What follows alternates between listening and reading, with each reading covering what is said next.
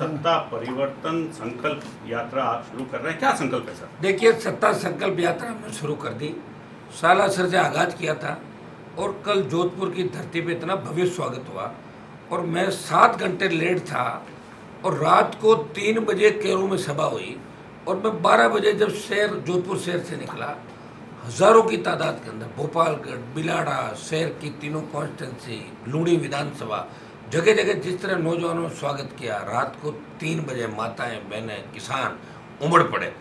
सारे लोग कांग्रेस भारतीय जनता पार्टी से परेशान है, उन व्यवस्था परिवर्तन चाहते हैं और ये जो 80-85 लाख नया वोट जो राजस्थान में जुड़ा, जो पहली बार वोट करेगा, वो चाहता है हम ऐसी पार्टी को वोट करें जो राजस्थान में भ्रष्टाचार का खात्मा करें, पेपर लीक की जो घटनाएं और खत्म हो, बदरी माफिया का अंत हो, शराब माफिया, भू माफिया, पर्यटन माफिया का खात्मा हो और हमारी बहन बेटियों की इज्जत सुरक्षित कैसे हो, अपराध में हम जो 1 नंबर पर आगे पीछे कैसे जाएं, कांग्रेस बीजेपी के मिले जुले खेल को हम खत्म करें।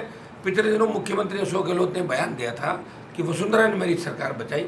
2009 से जो मैं आरोप लगा रहा था वो खुद ही स्वीकार कर लिया सीएम ने कि वसुंधरा ने सरकार बचाई।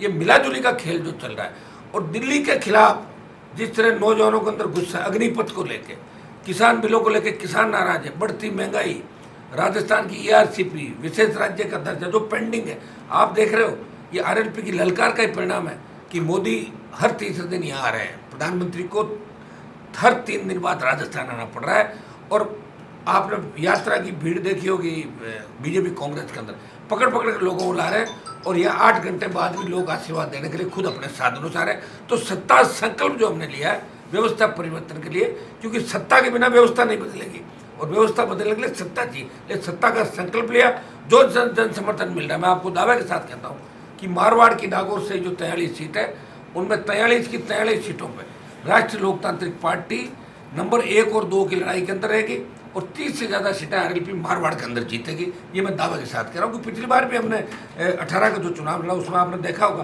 कि RLP जहाँ जहाँ लड़ी किस तरह वोट राष्ट्रीय लोकतांत्रिक पार्टी को मिला था। हमारा वोट बढ़ा राजस्थान, उपचुनाव, पंचायत चुनाव, पालिका चुनाव जो संघर्ष किया, बीजेपी विपक्षी भूमिका नहीं थी राजस्थान में, RLP थी। दिल्ली में भी RLP का एक सांसद इस प्रदेश के मान और सम्मान की लड़ाई लड़ता। जनता देख के वोट करेगी, नौजवान देख के वोट करेगा, जो हमारी सबसे बड़ी ताकत था। भाजपा ने निकाली परिवर्तन यात्रा, अशोक जी निकाल रहे जन आशीर्वाद यात्रा, अपने RLP भी अभी यात्रा सत्ता संकल्प। क्या कुछ अलग है इन दोनों से? जो लोग आपके साथ में आपके तो जो हैं वो जुड़ेंगे। अलग तो पब्लिक देख लेना, आप अलग हमारे मुद्दे देख लें। किसी ने टोल मुक्त राजस्थान की बात नहीं करी, आप बताइए, आप सब जानते हैं। किसी ने बेरोजगारी भत्ते की 18 में बात नहीं करी, हमने करी। बेरोजगारी भत्ता तो हमने घोषणा पत्र के अंदर रखा। किसी ने नहीं कहा कि माफिया हम लगाम लगाएंगे, किसी ने नहीं कहा कि भ्रष्टाचार की जांच कराएंगे। आयोग बनाए गहलोत ने, लेकिन फिर वसुंधरा की मदद कर दी। लोग भ्रष्टाचार के खिलाफ, पेपर लीक की घटनाओं के खिलाफ, बढ़ते अपराध के खिलाफ चिंतित है। कौन आएगा जो इस राजस्थान को ठीक करेगा? लगता है लोगों को कि अरमान बेनीवाल की जो पार्टी है अगर सत्ता में आती है तो किसान का कर्जा भी माफ होगा, मजबूत सशक्त लोकायुक्त बनेगा राजस्थान के अंदर, ताकि मुख्यमंत्री MP मंत्री में FIR दर्ज करने किसी की आवश्यकता नहीं हो कि CM की परमिशन लो। तो मुख्यमंत्री की परमिशन से होती तो कैसे मुख्यमंत्री अपने खिलाफ FIR दर्ज करेगा? सशक्त लोकायुक्त, फ्री बिजली, टोल मुक्त राजस्थान, माफिया का खौफ खत्म हो और आम किसान जवान का राज राजस्थान के अंदर है। ये हमारा हटके उससे, और जो समर्थन मिल रहा है आपको खुद को ही लग रहा है कि एक व्यक्ति, भाई कांग्रेस बीजेपी 70 साल से बड़ी पार्टियां इस देश प्रदेश के अंदर, और उनका मुकाबला एक व्यक्ति कर रहा है, किसान का बेटा, जिसके साथ किसानों जवानों की फौज है। उसके अलावा न तो संसाधन है न कोई दूसरे साधन है, फिर भी लड़ाई लड़ रहा हूँ, मैं मजबूती के साथ लड़ रहा हूँ लड़ाई। क्या किसी क्षेत्रीय दल से आपकी बात हुई है? आपने कहा था देखिए, BTP, BSP और BAP जो नहीं बनी, इनसे मेरी बातचीत रेगुलर चल रही है और हमारी कुछ शर्तें भी नहीं है। हम चाहते हैं कि 80 लाख वोट जो 18 के अंदर मिला था, 1 करोड़ 39 लाख कांग्रेस पार्टी को, 136 बीजेपी को, 80 लाख हम सबको मिला था। उसमें मैंने 57 उम्मीदवार लड़ाए थे चुनाव। और हम चाहते हैं कि हमारा वोट बटे नहीं, हम एक साथ कांग्रेस भाजपा के खिलाफ मोर्चा खोलें।